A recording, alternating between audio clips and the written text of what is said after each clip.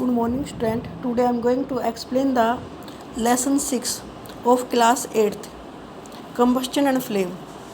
I have already explained the lesson 1, 2 and 4th. Third I have not explained because it is reduced from your syllabus, and also the 5th chapter due to corona it is also reduced from your syllabus. So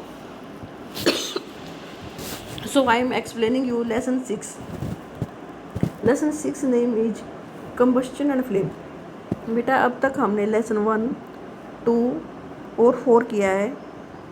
third और पाँचवा chapter जो है आपका, तीसरा और पाँचवा chapter corona के कारण रिड्यूस हो गया, आपके सिलेबस से कट गया है। तो हम 6 चैप्टर पढ़ रहे हैं। इसका नाम है कंबस्शन एंड फ्लेम। कंबस्शन क्या है? केमिकल प्रोसेस है कि ऑक्सीजन की प्रेजेंस में जब भी कोई सब्सटेंस जलता है तो उसे कंबस्शन बोलते हैं। कुछ पदार्थ फ्लेम के साथ, ज्वाला के साथ जलते हैं, जैसा दिखाया गया है, जैसे ज्वाला दे रहे हैं, और कुछ विदाउट फ्लेम जलते हैं, जैसे कोयला। कोयला केवल एक शाइनी अपीयरेंस देता है, वो फ्लेम नहीं देता, केवल जब जलता है तो ग्लो करता है। क्या करता है? Glow, GLOW, glow. अब हम इसके में यही पढ़ेंगे। इस चैप्टर में हम डिफरेंट काइंड के फ्यूल यूज करते हैं। फ्यूल के बारे में, फ्यूल में से ईंधन, आप अपने ऑटोमोबाइल्स में, इंडस्ट्रीज में सुनते होंगे कि इंडस्ट्री में कोयला यूज किया जाता है। ऑटोमोबाइल्स में कोल, ऑटोमोबाइल्स में क्या, जो व्हीकल्स होते हैं उनमें पेट्रोल, डीजल यूज किया जाता है। अब हम अगर आपको बोले कि आप कुछ फ्यूल्स के नाम बताओ तो आप बोलोगे काउडंग केक। काउडंग केक क्या होता है? थेपड़ी। वुड, लकड़ी। कोल, कोयला। चारकोल, लकड़ी का कोयला। Petrol, diesel, CNG, compressed natural gas, ये सब क्या है? फ्यूल है। ये जलते हैं, जलने के बाद हीट पैदा करते हैं, लाइट पैदा करते हैं। There are some substance which burn with flame and some without flame, like burning of a candle. अगर आप देखो, एक कैंडल जब जलती है तो फ्लेम देती है, लेकिन जब कोयला जलता है तो कोयला विदाउट फ्लेम जलता है। कोयले को जलते हुए आपने देखा होगा कि वो केवल ग्लो देता है और हीट देता है, चमकता है और हीट पैदा करता है। ऐसे बहुत सारे मटेरियल हैं जो विदाउट फ्लेम जलते हैं और कुछ फ्लेम के साथ जलते हैं। What is combustion? अब एक आया कि कंबस्शन क्या होता है। आपने मैग्नीशियम रिबन को जला के देखा था 7th क्लास में, तो वो मैग्नीशियम रिबन वाइट, जैसे मैग्नीशियम रिबन को जला के दिखा रखा है, एक वाइट कलर की फ्लेम देता है, और जब वो मैग्नीशियम रिबन पूरा जल जाता है तो सफ़ेद रंग की राख इकट्ठी हो जाती है। वो जो राख होती है, ऐश होती है, वो मैग्नीशियम ऑक्साइड होती है। मैग्नीशियम क्या है? एक मेटल है। इसका जो रिबन आता है वो जल जाता है, और जलने के बाद, आग पकड़ने के बाद ऐसी फ्लेम देगा, और जो उसकी राख होगी वाइट कलर की होगी, और वो मैग्नीशियम ऑक्साइड होता है। तो magnesium ribbon burn and give heat and light. इसी तरह से हम एक लकड़ी का कोयला, चारकोल का पीस ले लें और उसको भी जला के देख सकते हैं। जब हम उसे कैंडल पे या बर्नर पे जलाएंगे तो क्या करेगा? वो बर्न होगा, आग पकड़ लेगा, और क्या प्रोड्यूस करेगा? Carbon dioxide. एक तो उसमें से धुआं निकलेगा, हीट, लाइट। तो मेनली जब चीज़ें जलती हैं तो हीट पैदा करती हैं, लाइट देती हैं, साथ में उसमें धुआं भी आ सकता है। जैसे CO2 एक कार्बन डाइऑक्साइड गैस निकल रही है, तो कोई गैस भी निकल सकती है। तो कंबस्शन क्या है? Combustion is a chemical process. Combustion एक केमिकल प्रोसेस है in which a substance react with oxygen, जिसके लिए ऑक्सीजन जरूरी है। उसमें पदार्थ ऑक्सीजन के साथ रिएक्ट करता है to give off heat and light. Light भी लिख सकते हो। अधिकतर जब भी कोई चीज़ जलती है तो हीट के साथ लाइट भी पैदा करते हैं, तो इसे कंबस्शन बोलते हैं। The substance that undergoes combustion, और जो पदार्थ जल रहा है, it is said to be combustible. और जो कंबस्टिबल सब्सटेंस होता है उसे फ्यूल भी कह सकते हैं। The substance which undergo combustion is called fuel, ये भी लिख सकते हो। और कंबस्टिबल में से जल सकता है, जलने लायक है ये। हर एक चीज़ जलती नहीं है, गिलास जलता नहीं है, आपको पता है।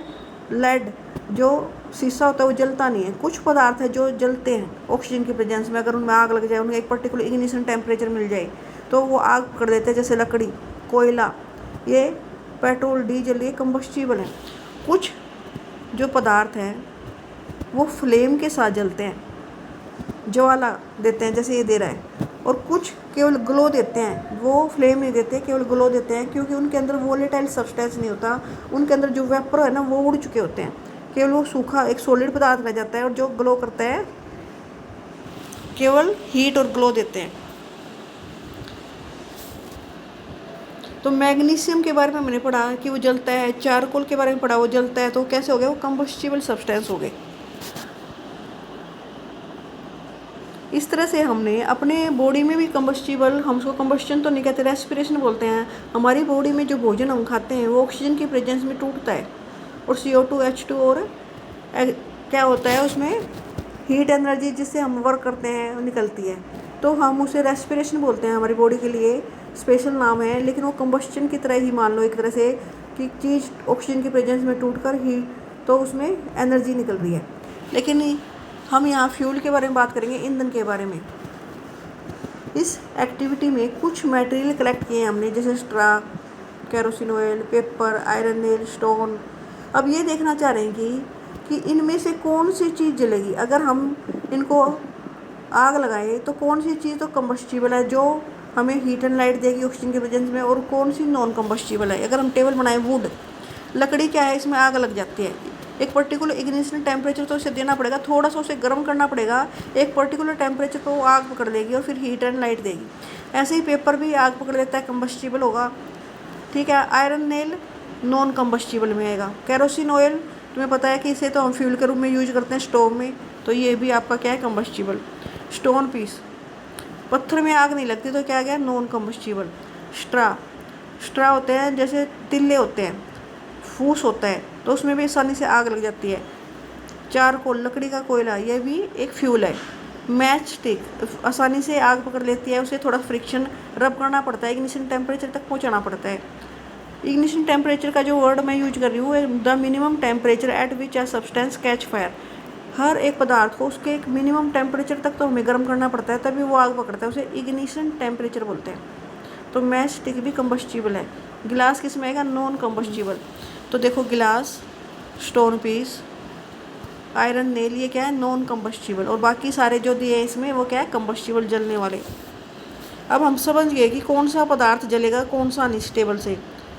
अब अगर हम इन्वेस्टिगेट करें कि कंबस्शन के लिए कौन कौन सी कंडीशन ज़रूरी है। एक तो फ्यूल, जिस पदार्थ को हमें जलाना वो होना ज़रूरी है। इसके अलावा ऑक्सीजन होनी ज़रूरी है, और ऑक्सीजन की प्रेजेंस के बिना कोई चीज़ नहीं जलती। हम इस एक्टिविटी से देखते हैं।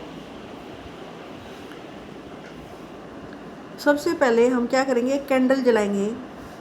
इसमें एक कैंडल ली गई है, ये कैंडल है, इसको एक लकड़ी के बोर्ड पे रख दिया। उस लकड़ी के बोर्ड पे 2 गुटके लगा दिए, 2 छोटे छोटे ब्लॉक लगा दिए, वुडन ब्लॉक, और उस वुडन ब्लॉक पे एक चिमनी रख दी। चिमनी भी तुमने देखी होगी, वो नीचे से भी खाली होती है और ऊपर से भी खाली होती है। अब चिमनी जब रखी है तो उसको इस तरह से रखा है इस वुडन ब्लॉक पे कि नीचे से ऑक्सीजन इसमें जाती रहे, एयर जाती रहे। और हमने कैंडल को किस कंडीशन में लिया है, लाइटेड कैंडल लिया है। लाइटेड कैंडल मीन्स उसको जला के रखा है उसमें।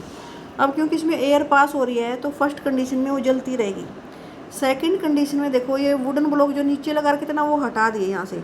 अब हटाने से इसमें से ऑक्सीजन नीचे से नहीं जा रही, उसको एयर नहीं मिल रही, तो पहली कंडीशन में तो आराम से जो कैंडल है जल रही है। सेकंड कंडीशन में जो उसकी फ्लेम है ना, वो फ्लिकर करने लग जाएगी, उसकी फ्लेम हिलने लग जाएगी और थोड़ा स्मोक, धुआं भी छोड़ेगी क्योंकि उसे ऑक्सीजन नहीं मिल रही। तीसरी जो कंडीशन दिखाई है इसमें देखो, ये वुडन ब्लॉक भी हटा दिए। वुडन ब्लॉक हटा दिए तो नीचे से हवा भी नहीं जा रही, और जो ऊपर से हवा आ रही थी उसे भी कवर कर दिया। क्या लगा दिया, उसके ऊपर एक कार्डबोर्ड लगा दिया। अब उसे ना ऊपर से हवा मिल रही ना नीचे से हवा मिल रही। जब उसे एयर नहीं मिलेगी, ऑक्सीजन नहीं मिलेगी, तो वो बंद हो जाएगी। तो इससे हमें ये पता चला इस एक्टिविटी से कि oxygen is necessary for combustion. बिना एयर के चीज़ नहीं जलेगी। हम इस एक्टिविटी में हम क्या पता चला, the candle burns freely in the case A. ये है हमारा केस ए। इसमें आसानी से वो जल रही थी क्योंकि नीचे से हवा आ रही है और ऊपर से भी हवा आ रही है। केस बी देखा हमने, जब इसमें से हमने वुडन ब्लॉक नीचे वाले हटा दिए यहाँ से, तो क्या हुआ, फ्लेम फ्लिकर्स, फ्लेम हिलने लगी, प्रोड्यूस स्मोक, और धुआं निकलने लगा। क्योंकि ऑक्सीजन अगर उसे कम मात्रा में मिलेगी ना तो वो धुआं छोड़ती है। कोई भी चीज़ आप अपने घर में गैस यूज करते हो, गैस का जो चूल्हा है उसके अगर जहाँ से आग जलती है उसमें जो छेद होते हैं वो छेद अगर रुक जाए, उसमें तेल गिर जाए, कुछ गिर जाए, कई बार रुक जाते हैं, तो उन छेदों को खोला जाता है उसके बर्नर के। क्योंकि अगर उसमें हवा ऑक्सीजन जाएगी तो ही ऑक्सीजन की प्रेजेंस में वो LPG गैस जलेगी। अगर वो आपके बंद रहेंगे, वो जो बर्नर है, बर्नर में जैसे वो बर्नर होता है उसमें ऐसे छेद होते हैं, वे उसके जो पोर्स हैं वो बंद हो जाएंगे, तो उसमें ऑक्सीजन नहीं जाएगी, तो वो नहीं जलेंगे। इसी तरह यहाँ पर ऑक्सीजन की प्रेजेंस होनी ज़रूरी है। बिना ऑक्सीजन, बिना एयर के कोई चीज़ नहीं जलती। और तीसरे केस में क्या हुआ, हमने दोनों तरफ से एयर बंद कर दी, नीचे से भी और ऊपर से भी। तो क्या हो गया, जो ये कैंडल है वो ब्लोज आउट, वो बंद हो गई। उसमें से जो पहले धुआं उठ रहा था ना वो भी नहीं उठ रहा, गोज ऑफ मीन्स बंद हो गई वो। तो ऑक्सीजन नेसेसरी है किसी भी चीज़ को जलाने के लिए। आज हमने ये 2 पेज बेटा रीड किए हैं, आप इसको अच्छी तरह से रीड कर लेना। Okay students.